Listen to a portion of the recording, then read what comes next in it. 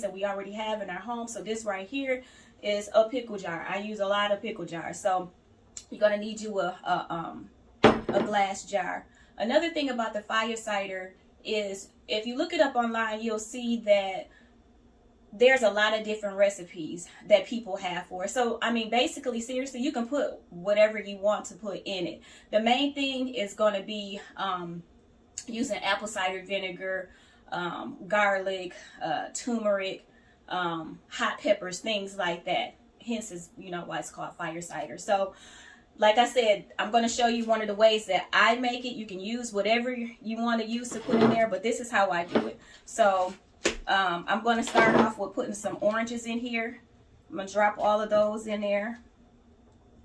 And then, you know, you guys can look up the benefits of all of these things that I'm putting in there. It's all going to help support your immune system. I got some red onions that I'm going to drop in here. I'm also going to be making another batch for my coworker. He gets sick all the time, and I was telling him about this stuff that I make, and so I'm going to be making him as well. I got some ginger.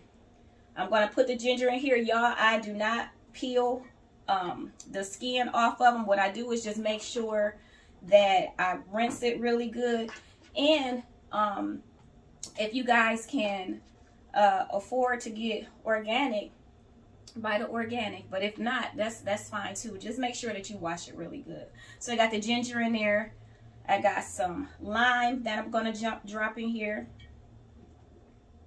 Then I'm going to go, I have some yellow onions that I'm going to drop in here.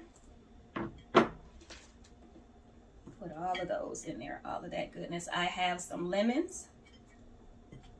Put that in there. All right, so we're going to move that out the way.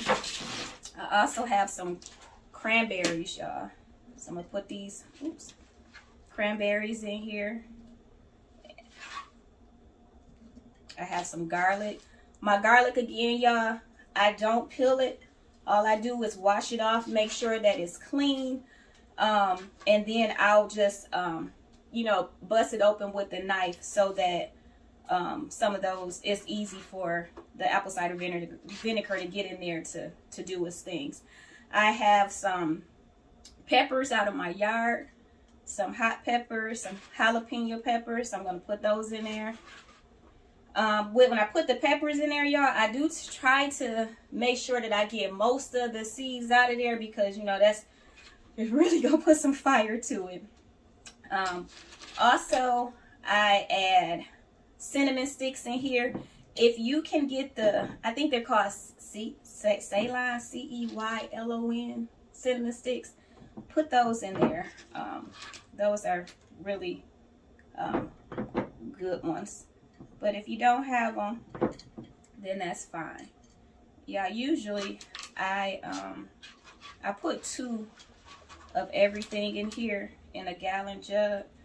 But since I'm making some for my coworker, I'm not gonna fill it all the way up like that. I have herbs from my garden. I have some rosemary that I'm gonna drop in here. Put that in there. I have some oregano from my garden. I'm going to put some of that in there. Put some right on over here. And then I also have some thyme from my garden. I'm going to stick that in there as well.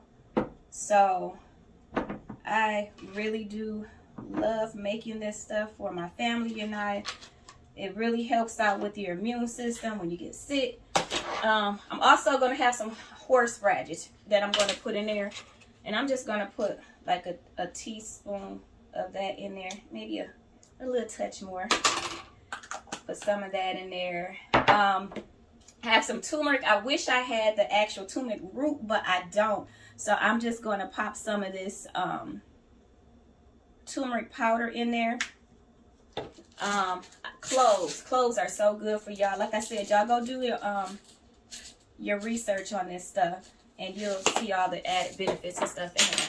And then I have some peppercorn that I'm going to put that in here, and I put that in here for the turmeric. You know that pepper will actually break down that turmeric so that your body can get the benefits and stuff that it needs out of there. So put some of that in there. And generally I don't put honey right in there. I always use it like when I make it, but I am going to put a little bit in here. The honey that you want to use is raw honey, local if you can get it. So now all I'm going to do is top it off with the apple cider vinegar. And I got some organic apple cider vinegar. So you're just going to fill it on up. And typically, y'all, I let this sit for 4 to 6 weeks in a cool, dark place. If you get to the point where you're like really sick and you know you need to go ahead and take some, what I would do is just let it sit for at least 2 weeks, and then maybe you can go ahead and pull off of the top of it. So I got a little bit more I can add in here. So just gonna fill this all the way up. So with this being apple cider vinegar, y'all, it's gonna last for a long time. You don't have to worry about it going bad. Up to a year, but it probably won't even last that long. Next thing you're gonna do is cap it. If you're using a metal lid, y'all put some parchment paper on it. I have to go to the store and grab me some parchment paper. I'm out of it right now. But make sure you use some parchment paper on here before you put the lid on there, because you do have the apple cider vinegar in there, and you don't want it to go and, you know, rust or anything. So that's how I make it, y'all. Like I said, you're gonna let this sit for 4 to 6 weeks. If you get real sick and you feel like, you know what, I can't wait to the 4 to 6 weeks, let it sit at least 2 weeks, and then you can go ahead and pull off of it. So after the 4 to 6 weeks is over, oh yeah, I forgot.